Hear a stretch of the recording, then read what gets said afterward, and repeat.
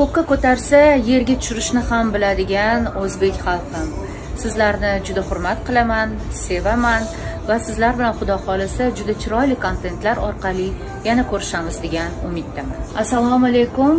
Mani Tutash taqdirlar serialida kelin obrazidan keyin sevib qolgan aziz xalqim.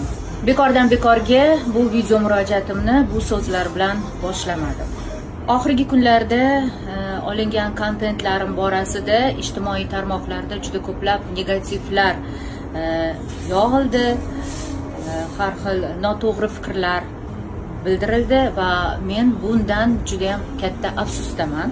Tutash taqdirlardagi kelin obrazidan keyin meni xalqimiz boshqa obrazlarda umuman qabul qila olmadi.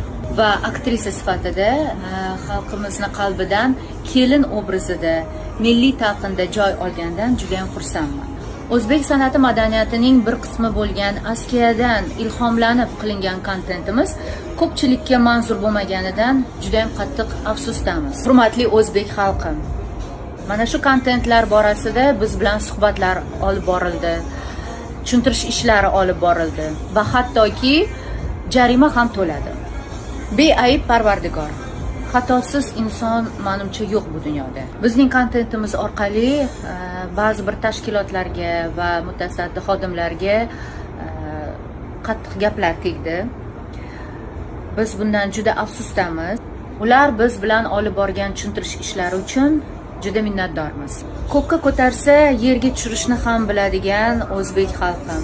Sizlarni juda hurmat qilaman, sevaman va sizlar bilan Xudo xolisa juda chiroyli kontentlar orqali yana ko'rishamiz degan umiddaman.